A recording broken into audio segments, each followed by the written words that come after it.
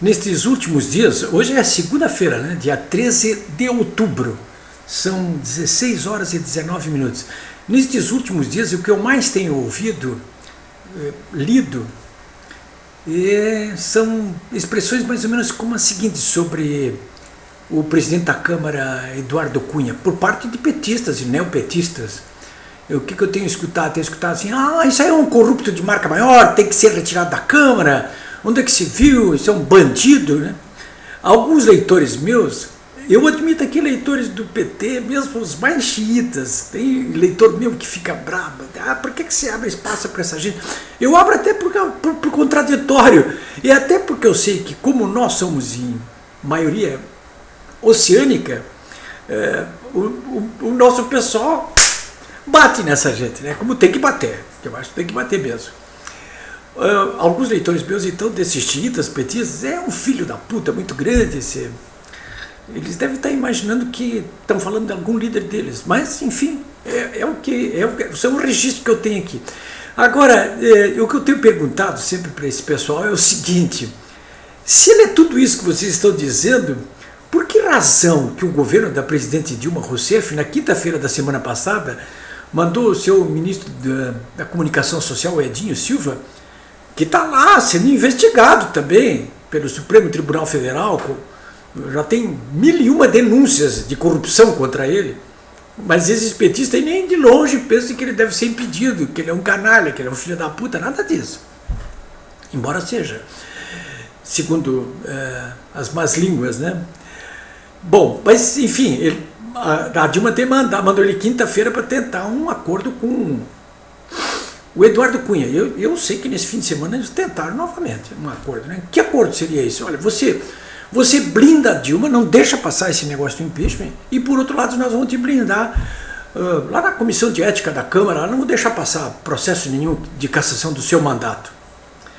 Hoje conversei com alguns deputados que apoiam Cunha, estou gastando todos os meus créditos ligando para Brasília. Quando eu consigo ligação telefônica pelo WhatsApp, tudo bem, mas quando eu não consigo, quase nunca consigo.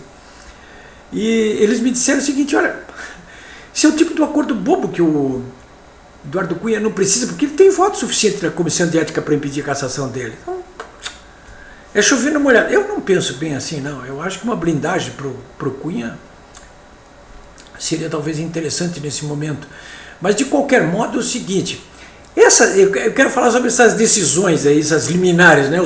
Os ministros lá nomeados pelo governo Lula e pela Dilma, Rosa Weber e o Teori estão despejando liminar atrás de liminar, tentando impedir que o Cunha repila as propostas de impeachment que ele recebeu do Hélio Bicudo e do Reale Júnior, e com isso possibilita o plenário que derrube a decisão dele e instaure o processo.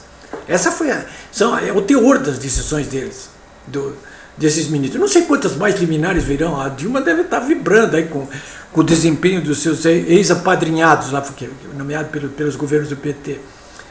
Mas, enfim, de qualquer maneira, essas liminares, elas não estão atacando. Eu conversei com a Secretaria-Geral da Câmara nessa terça-feira, e a informação que eu recebi é a seguinte: eu não li o inteiro teor dessas liminares dos ministros Teori e da Rosa Weber, mas pelo que deu para ler nos jornais, elas têm a ver com o rito que o Cunha já há 2 semanas disse que ia fazer, que era aquela história: olha, se eu rejeitar vai para o plenário pode derrubar minha decisão e instaurar, mas se eu aceitar o plenário também pode se manifestar contra. Enfim, esse rito aí, esses 2 ministros disseram: não, isso aí não pode fazer. Há alguns deputados com os quais conversei que acham que nem isso se atacou, que o Teori, na decisão dele, atacou a necessidade apenas de maioria simples ou maioria de 50% mais 1, exigindo 2/3. Mas, de qualquer maneira, nenhuma dessas decisões ataca o dever, inclusive, constitucional do presidente da Câmara de tomar uma decisão a respeito dos pedidos de impeachment que ele recebe, tocando adiante ou não tocando adiante, né? E isso não foi atacado, e não tem como atacar mesmo. O Supremo não tem como mudar uma norma constitucional, não tem como mudar, e não vai mudar. Pode interpretar quanto quiser, mas não pode, mas não deve, não pode, não tem poder legal para isso, né? Então, de qualquer maneira, eu acho que essa situação, ela, só para concluir, ela de um certo modo beneficia o próprio Cunha, porque ele está a cavaleira agora. ele está com um ás na manga e o governo tenta impedir que ele bote o ás na mesa. E a oposição quer que ele bote o ás na mesa. Então ele está, a rigor, com os dois na mão. E definitivamente, agora para concluir, eu acho que o principal é o seguinte: o impeachment está na ordem do dia das discussões em todo o Brasil. E isso está recolocado na mesa agora claramente. O governo está apavorado, está fazendo o diabo para impedir isso aí. Mas a questão está recolocada, né? O que vai acontecer agora? Eu falei com o deputado Perondi nessa terça-feira e ele me disse o seguinte: uma comitiva de deputados de vários partidos vai começar a percorrer o Brasil numa caravana, defendendo o impeachment da Dilma, para mobilizar na população. Quer dizer, aquela população que foi para as ruas e que parou de ir para as ruas agora, agora vai ser convocada novamente a ir para as ruas, mas desta vez pelos verdadeiros protagonistas do impeachment, que são os deputados, porque são eles que decidem isso aí, né? Até agora estava o povo na rua pedindo impeachment, mas ele não era o verdadeiro protagonista do processo, porque os verdadeiros protagonistas são os deputados. Eram antes, são os deputados, são eles. Legalmente só eles é que podem fazer isso aí. Então essa comitiva começa inclusive pelo Rio Grande do Sul. Eu espero aí que a gauchada aí vai por esse interior todo aí, né?